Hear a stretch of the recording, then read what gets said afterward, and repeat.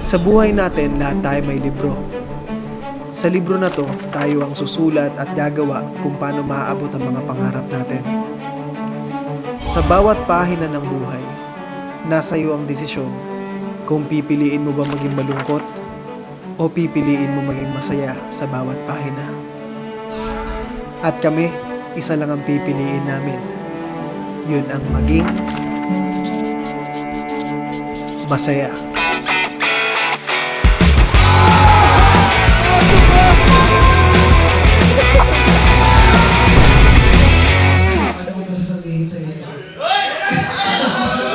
Ito ako. Sa totoo lang kasi wala akong plano ngayong araw. Pero bukas may pupuntahan tayo. Excited na sila, oh. Okay, wait lang, ha. Kinakaliber ko lang yung sarili ko paano ko ba isasabihin sa inyo to kasi may gusto kasi akong puntahan at pangarap ko para sa beach ito. Di ba wala kayong regalo sa akin? Pero meron akong regalo sa inyo.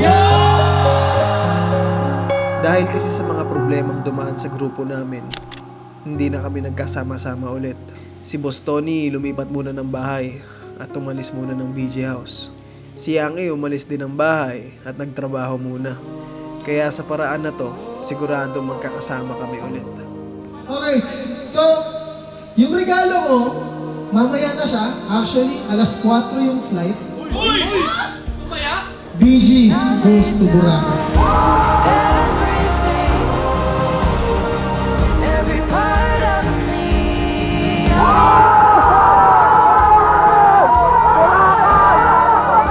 At dahil sobrang biglaan nito, pagkatapos ng birthday celebration ko, dumiretso na agad kami pa airport, papuntang Boracay. Uy, bago yung airlines na sinasakyan natin.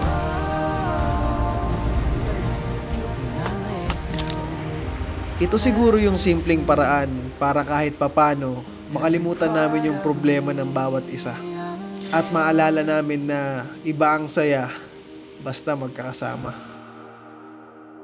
At dahil first time nila dito, ito agad ang ginawa nila. Alam nyo ba na si Argon tsaka si Lamin first time lang dito sa Boracay? Boy, first time ko boy, kaya outfit na outfit ako. Alan boy! May naman Alan boy! Kamusta naman ang Boracay, G? Boy, sa first day pa lang, appreciated ko agad. Alan boy! Hindi naman nalata sa forma mo, Diba? handang-handa ka eh. Bumili na agad ako ng pang Boracay eh, boy. Tatak Burakenyo. O si Lamin, tinan nyo naman oh, gangstang gangsta sa Boracay. Masasabi ko lang dito it's beautiful. At para mabinyagan ng mga tropa natin dito, eto na. Okay na, kadiri ka naman pre. Okay na mo kadiri. Boy, talaga.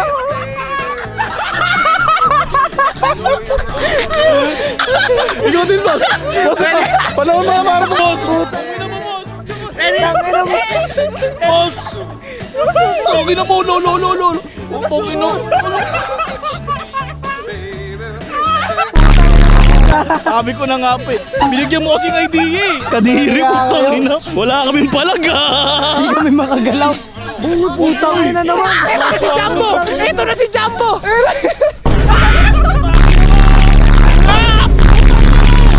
Tangina mo kadiri. Tangina niya kadiri kayo. Para na kayo dyan. Tara na, tara na.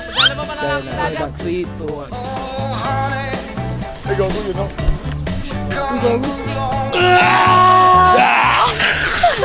Tangina mo, boss ah! Ay, hindi ako. Patawarin niyo na ako! Gagi na! Yan! Hoy!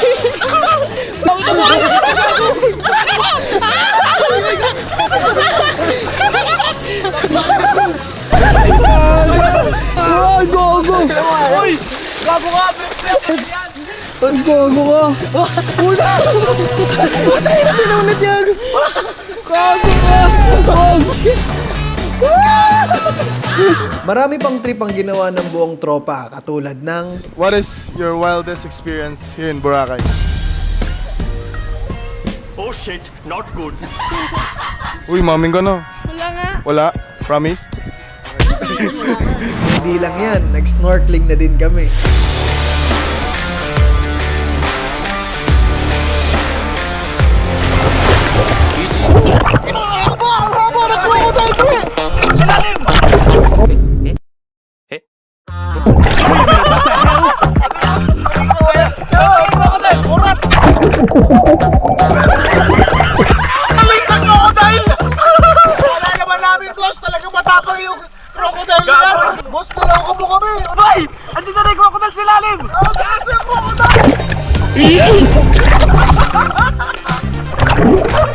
Tapos nagpa-free throw challenge pa sila amin. Pakita mo na ako yung mananalo. Hindi na matalikod talaga ako, pre. O, game na. Timer starts now!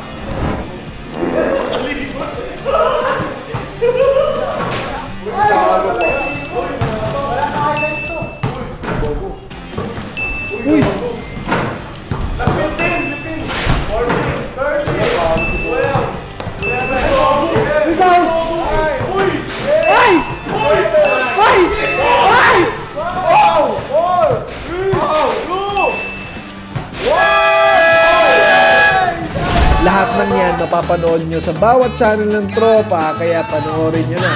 Yung grabe, sobrang pagod. Kakauwi lang natin galing Boracay pero sobrang worth it ng pagod kasi nabuo ulit yung tropa at nakapag-refresh lahat. No, kasi matagal talaga kami hindi nagsama ng buo ng BG kasi Dumating na rin kasi ako sa punto na sobrang bigat ng challenge na binigay sa akin for the past few months at maraming nagpapasalamat ako kay Bossing dahil binigyan niya ako ng chance na makasama sa Boracay. Alam niyo ba? Ang sarap sa feeling na kahit hindi ko sila kadugo, yung feeling na para kami magkakapatid, ganun yung turingan namin, and which is ayun yung hindi talaga mabibili ng kahit ano at hindi matutumbasan ng kahit ano, and sobrang solid talaga doon. Doon ako nakapag-unwind kasama ang buong tropa na akala ko wala nang tropang nagmamahal sa akin pero nandyan sila para pasayahin ako. ayun, sobrang saya lang ng Boracay experience. Iba talaga pag, alam mo yun, nagbakasyon ka ng solo, tsaka nagbakasyon ka ng buong tropa. Kasi sobrang saya talaga ng mga activity. Pagod pero sobrang worth it. Dahil siya yung nagsupresa sa amin, imbis na kami yung magsusupresa sa kanya, kami yung sinupresa niya. Boy, maraming salamat sa inyong dalawa ni ate. So pagdala sa amin sa Boracay, sobrang nakapag-relax kami at the same time, nakompleto ulit tayo, boy. So ikaw kaibigan, kung nakakaranas ka ng mabigat na depression sa buhay, huwag ka mahiyan lumapit sa mga tropa dahil bibigyan ka nila ng advice at pasasayahin ka nila. Pare, maniwala ka sa akin. Sila ang makakatulong sa'yo para makamove on sa buhay. So, yun lang. Maraming salamat kay Bossing. Bon at ate, maraming salamat ulit. Sana boy, sa susunod, out of the country na. Libre nyo ulit. Let's go!